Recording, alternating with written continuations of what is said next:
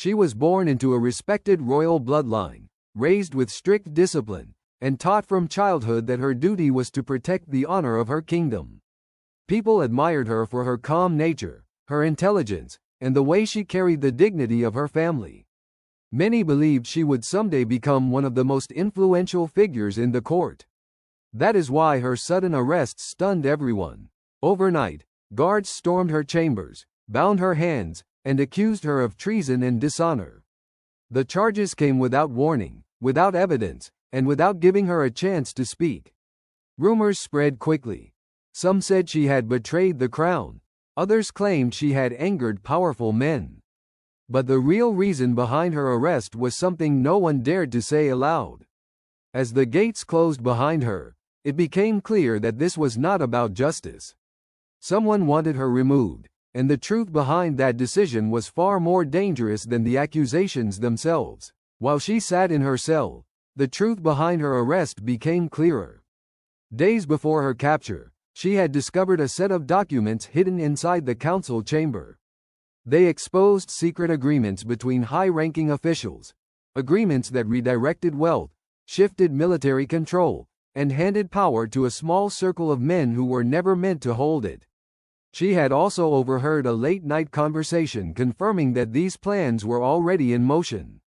If she revealed what she knew, the entire structure of authority would collapse. The men involved understood the danger immediately. She wasn't guilty, she was inconvenient. And an inconvenient princess was far more threatening than any enemy outside the kingdom. To protect themselves, these men needed her silenced completely, in a way that would erase her voice and destroy her reputation. The next step they planned was not a trial. It was a message, and they were prepared to go to any extent to deliver it. The trial was announced with almost no warning, as if the kingdom wanted it finished before anyone could question it. She was brought into the courtroom in simple restraints, surrounded by officials who refused to meet her eyes. The charges were read quickly, without explanation or proof, and every time she tried to speak, the guards silenced her. She was not given an advocate, no chance to defend herself, and no opportunity to challenge the accusations. The witnesses brought forward all repeated the same rehearsed statements. Some looked frightened, others looked ashamed, but all of them delivered stories that did not match the events she knew to be true. It was clear they had been forced or bribed to testify. The council members listened without interest, nodding as if everything had already been decided. The verdict was written long before she entered the courtroom. When the final testimony ended, the officials did not even pause to deliberate. They simply rose from their seats and prepared to deliver a sentence that shocked even those who supported the trial. The council announced that she would not receive the dignity of a royal execution. Instead, they declared that her title, rank, and all legal rights tied to her birth would be removed immediately. She was no longer recognized as a princess in the eyes of the kingdom. With a few signatures, her entire identity was erased from official records. Then came the final blow. She was sentenced to a form of punishment usually reserved for slaves and prisoners of war, a sentence meant to degrade rather than deliver justice. No member of the royal family had ever faced such treatment. The message was clear. Erase her name, erase her status. By stripping her of everything, they hoped to break any sympathy the public might feel for her. But their plan did not end with the sentence itself. What awaited her before the execution was designed to be even more humiliating, ensuring that the memory of her fall would overshadow the truth she carried. They brought her out before the crowd with none of the dignity that once surrounded her.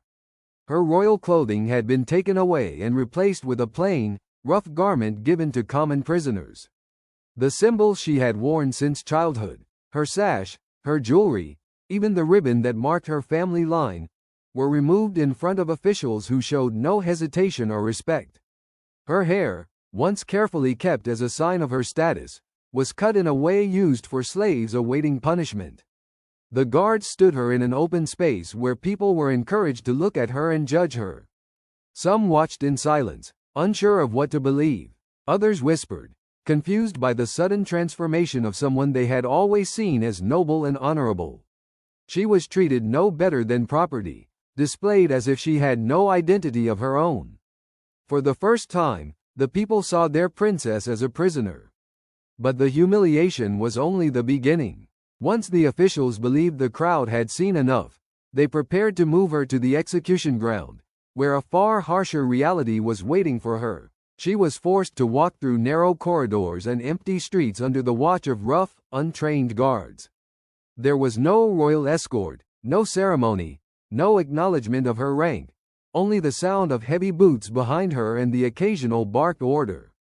She kept her head high, but every eye on her was a reminder of the power that had been stripped away. Citizens and onlookers whispered among themselves, some curious, others frightened to question the sight. Every step she took revealed what they truly wanted: humiliation, not justice. She was treated as an object, moved from one place to another with no respect for her identity or her life. The final destination loomed ahead, and with each passing moment, it became clear that the punishment awaiting her was meant to erase her completely, a form of death reserved for those without status or name. When she arrived at the place of execution, the method chosen was one normally reserved for slaves or prisoners of war, never for someone of royal blood. She was not granted the ceremonial dignity of the scaffold, the sword, or any of the procedures that marked a noble's final moments. Instead, the process was designed to be degrading, slow, and impersonal. The crowd watched in silence, some staring in disbelief, others whispering nervously, unable to reconcile the sight of a princess treated like a common criminal. Confusion spread as the officials carried out their plan with precision, ignoring the protests of those who knew her name and rank. Her death wasn't punishment, it was a warning. It demonstrated the absolute power of those who ruled and how even the highest born could be stripped of everything. Amid the quiet tension, a figure stepped forward, the person responsible for carrying out the sentence. Calm, controlled, and trained, he was the instrument of the kingdom's decision. The moment of confrontation had arrived, and nothing could stop what was coming next. The executioner paused for a brief moment, recognizing the woman before him. He knew her face, her posture, the way she carried herself. It was impossible to forget a princess, even stripped of her titles. For a second, doubt flickered across his mind, and he hesitated, unsure if he could carry out the punishment as ordered. She looked at him steadily, her voice calm but firm, and spoke a few words that revealed her innocence, or at least the truth she had carried for so long. The words hung in the air, but they did not change the outcome. Even he knew something was wrong, but refusing wasn't an option. The guards behind him shifted impatiently, and the officials signaled for him to continue. There was no turning back, and the final, irreversible moment of her life drew closer, leaving both the executioner and the onlookers aware that nothing could undo what was about to happen. As she stood in the appointed place, the weight of everything she had endured pressed down on her. Her face remained composed, eyes steady, as if she understood the full measure of what was being done to her. She spoke softly, her voice carrying just enough for those nearby to hear, revealing a truth that those in power had tried to hide. No one interrupted. The officials listened and ignored, intent on completing their orders. The moment passed quickly, silent except for the necessary motions of the execution. When it was done, her body was lowered without ceremony, no one offering comfort or acknowledgement of her life. In her last breath, she revealed the truth they feared, but it changed nothing for those who held authority.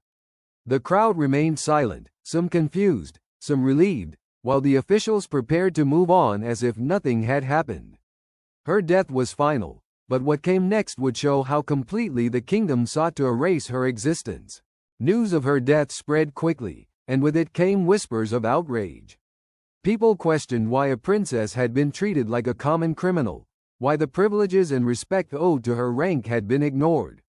Some citizens spoke quietly in markets and taverns, while others wrote letters to distant courts, expressing disbelief and concern. Evidence of a cover-up began to surface. Documents altered, records destroyed, and testimonies rewritten to hide the truth of her final days. Officials tried to maintain control, but the story refused to be contained. Her death didn't silence the truth, It exposed it. The kingdom had intended to erase her entirely, yet every attempt to hide her life only drew more attention to the injustice. This reaction set the stage for long-term consequences, ones that would ripple through the court, the people, and the memory of the royal family for years to come. After her death, the kingdom moved quickly to erase every trace of her existence. Her name was removed from official records, references in documents were altered, and any mention of her lineage was systematically destroyed. Portraits were taken down or defaced, inscriptions in palaces and public spaces were removed, and claims to her family's legacy were denied or rewritten. Officials worked to ensure that no one would remember her as a princess or as a person of influence.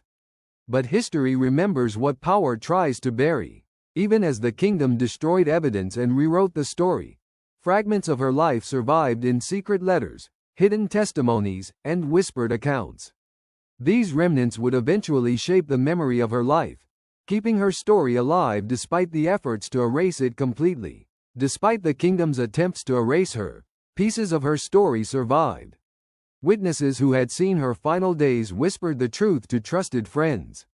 Letters she had written and hidden documents in private collections revealed her claims, her innocence, and the injustice she faced. Over time, historians and scholars pieced together fragments, uncovering the extent of her mistreatment and the deliberate erasure of her identity. Her execution became more than a punishment. It became a symbol of corruption, abuse of power, and the dangers of authority left unchecked. Though she was stripped of her rank, her name, and her dignity in life, her story endured, inspiring questions about justice and morality in positions of power. Her status was taken, but her story lived. In the end, a princess who died like a slave left a mark on history far greater than those who sought to erase her could imagine, reminding the world that truth and memory can survive even the most determined attempts to destroy them.